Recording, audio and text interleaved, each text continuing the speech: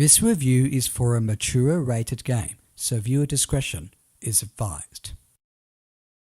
This is my first review for experienced gamers. For a Halloween special, it is time to look at a game that differentiated itself from other horror games of the time, especially Resident Evil, focusing less on jump scares and more so on psychological horror, atmosphere, and even complex storytelling.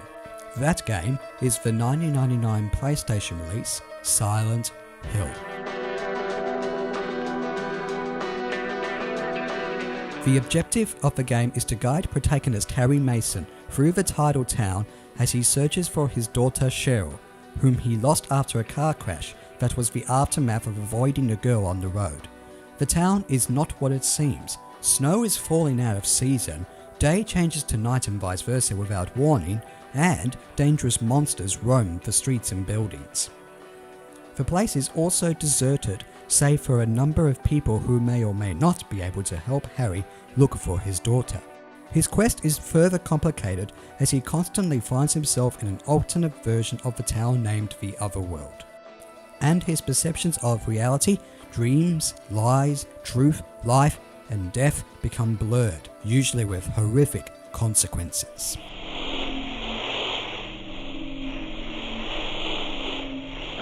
Daddy, help me. Where are you?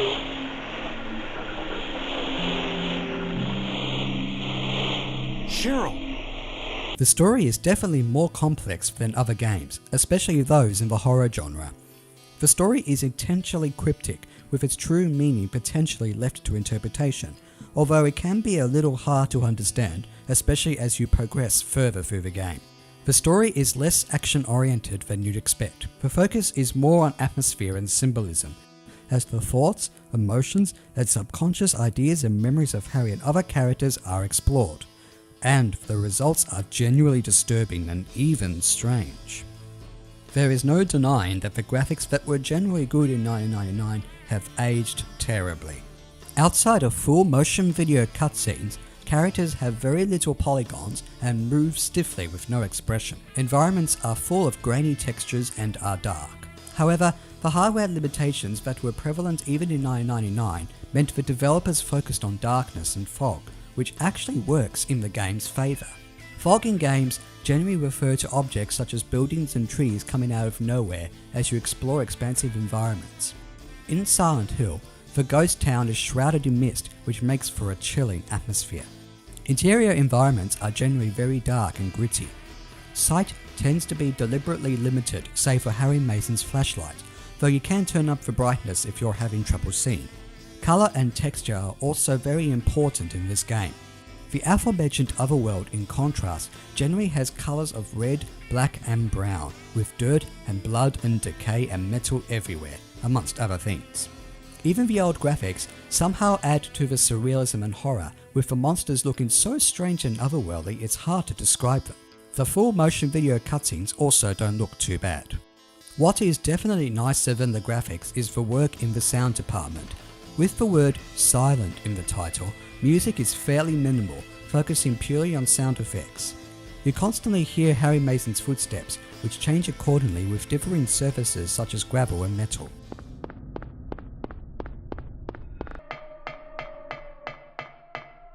Alongside this, the most important sound effect in the game is the portable radio, which will emit static if any creatures are nearby, even if you can't already see them in the fog and darkness.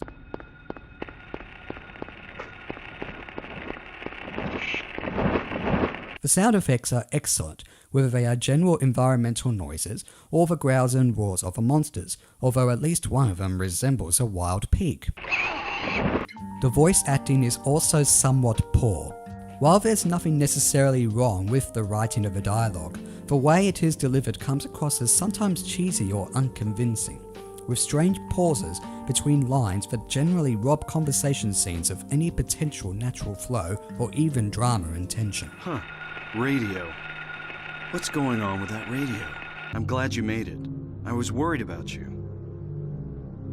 You were worried? Where did you disappear to? Never mind. I want to know what's going on here. The music when used, is more than complimentary, featuring memorable rock and electronic tunes with a general emphasis on cold, industrial and distorted. This combined with the sound effects make for one moment after another of tension, drama, sadness and psychological scares.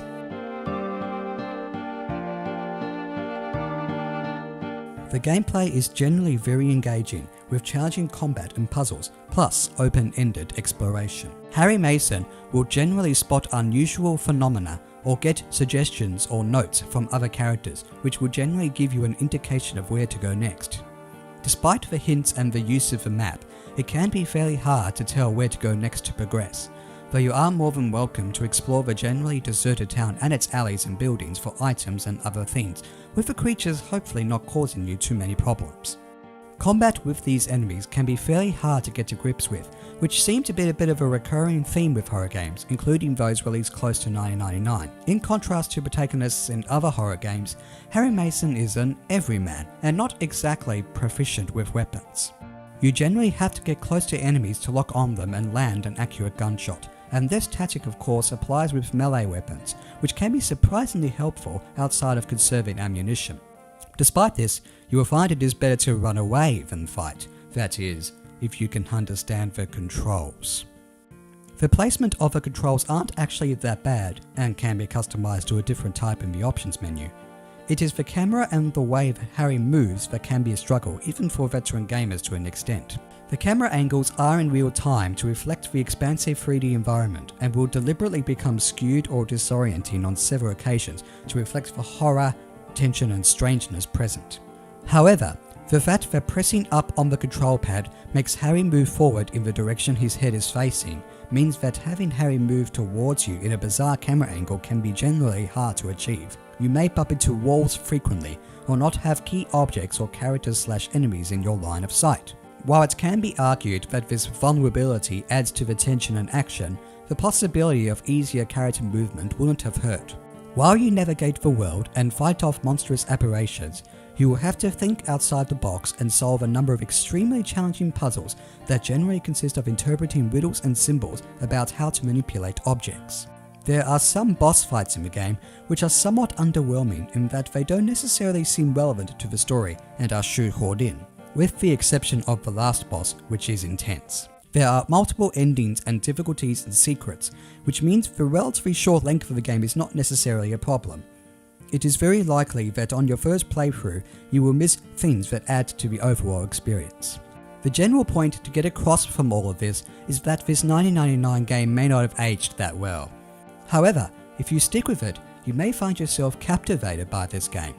The hardware limitations surprisingly add to the dark, foggy and gritty world. The story is generally presented very well, with a memorably disturbing and surreal atmosphere to boot. Regardless of the controls, you may appreciate the challenge in the combat, exploration and puzzle solving in contrast to other games, with an easier difficulty. It is hard to forget such moments such as accidentally stumbling across the other world and even entering a room only to realize part of your environment has suddenly changed. Identity, reality, dreams, the pressure in repressing or bringing back significant memories, fear of the unknown, all this and more are parts of a psychological horror story in the game. It's no wonder this game led to several more games, including an unfortunately cancelled one, and a film adaptation and more.